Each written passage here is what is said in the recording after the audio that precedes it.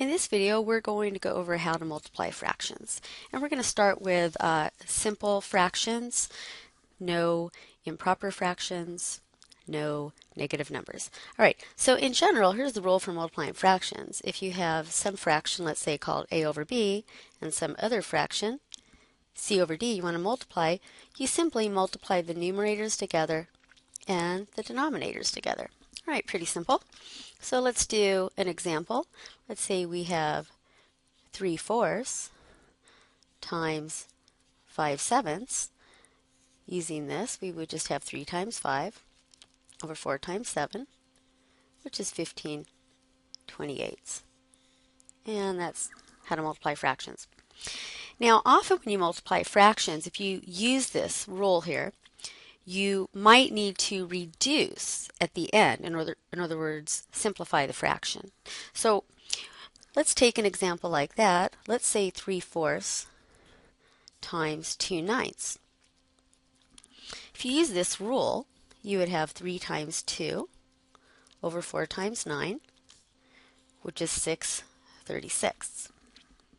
But that's not reduced because there's a common factor in the numerator and denominator. So now you could reduce that by either prime factoring the numerator and denominator and canceling, or you could just divide the top and bottom by the greatest common factor. So 6 goes into both numbers. So if I divide the top by 6, 6 divided by 6 is 1, and 36 divided by 6 is 6. And so this reduces to 1/6.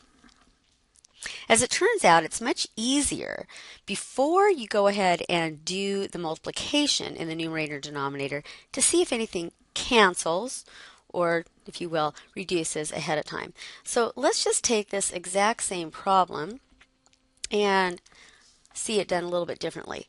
3/4 times 2/9.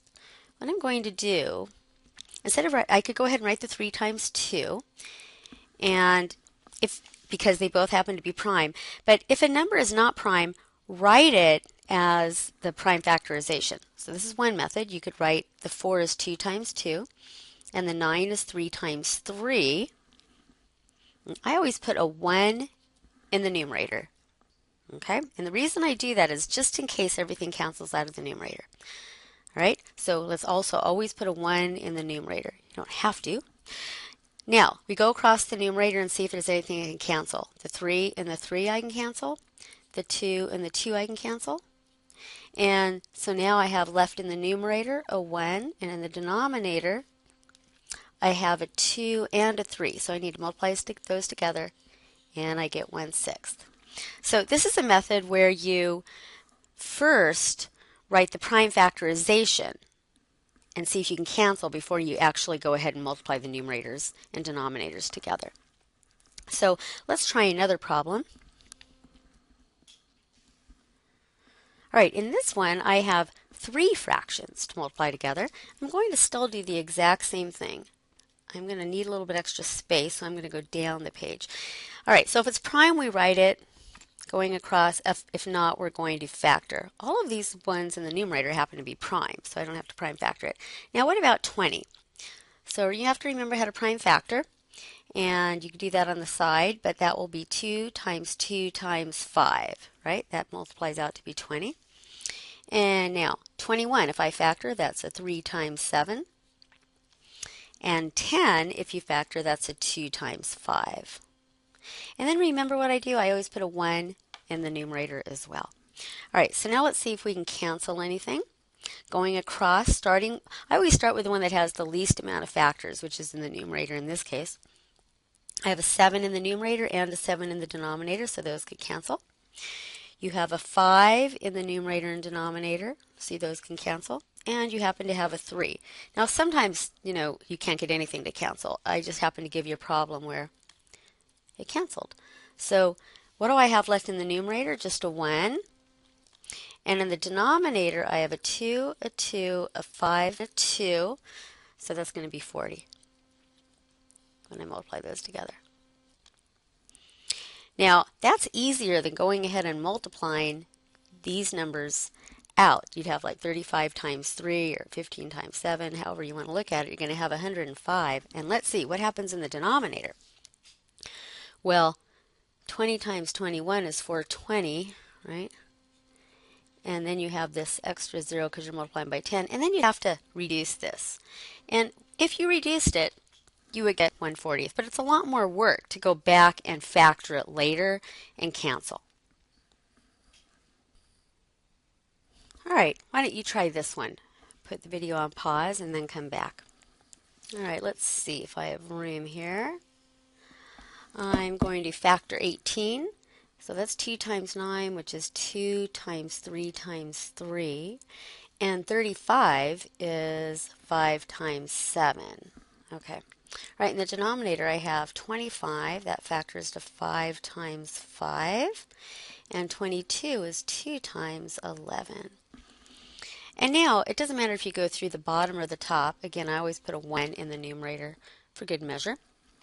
And I'm going to start at the bottom because there's fewer factors to go through.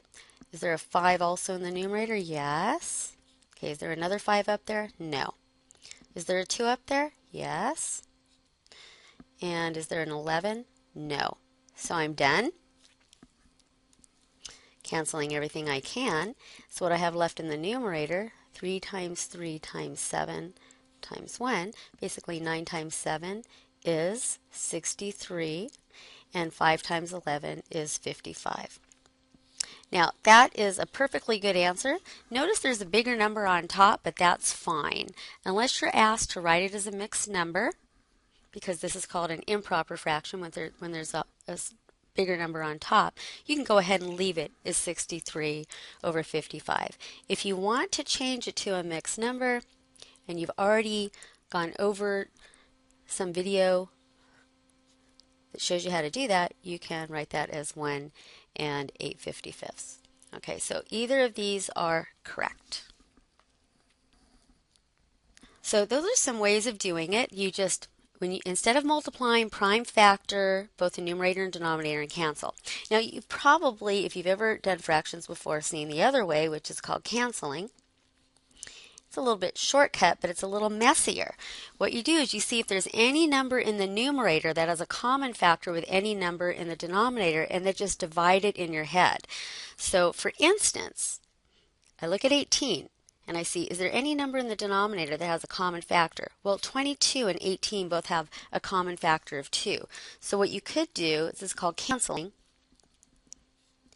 It means you're going to divide both of them by the same number. So if you're dividing 18 by 2, you get 9, and 22 by 2, you get 11. Now, it may be that you can cancel again, and this is where it could get confusing. It kind of takes up a lot of space, and your eyes might miss something. All right, now we're going to go on to see if there's any other number that you can have the same factor as 9 in the denominator, and no. All right, so then we look at 35. All right, any number in the denominator that shares a common factor? Well, 5 goes into 35 and 25. So I can divide both of them by 5. So I get 7 in the numerator, 5 in the denominator. Now I look and I see there's nothing in the numerator that has any common factor with anything in the denominator. So now make sure you don't forget all of them. You're going to multiply the top together, whatever's left, and in the bottom. This is perfectly fine to do it this way, but sometimes people just miss seeing some factors. They kind of get out of their eyesight. Also, remember, if something cancels completely, you put a 1 up there. Let's do this on one of the previous problems, this method. All right, so we did this problem before, 7/20 times 5/21 times 3/10. And now let's do it this method. So I look and see if there's any, start with 7. Is there any number in the denominator that 7 goes into? Because that's the only factor of 7 besides 1. And 21. It goes into 21. So I could divide both of those by 7. So 7 divided by 7 is 1. 21 divided by 7 is 3. All right, now let's go to another factor, 5. Does that share any common factors with anything in the denominator? Yes, it does. Either with 10 or 20. So it really doesn't matter which one you do it with. So let's do it with a 10. So 5 divided by 5 is 1, 5 and 10 divided by 5 is 2. All right? Let's go on to the next one, 3. Is there anything I can cancel the 3 in with the denominator? Yes, because here both is 3, so I can cancel both of those, and this is what I'm talking about. It can get messy. So 3 divided by 3 is 1, 3 divided by 3 is 1, and so you have to look very carefully at what's left. In the numerator, you've got 1 times 1 times 1, which is 1, and in the denominator you have 20 times 1 times 2, which is 40. You get the same answer. All right, the next video we'll go over some problems that have mixed numbers.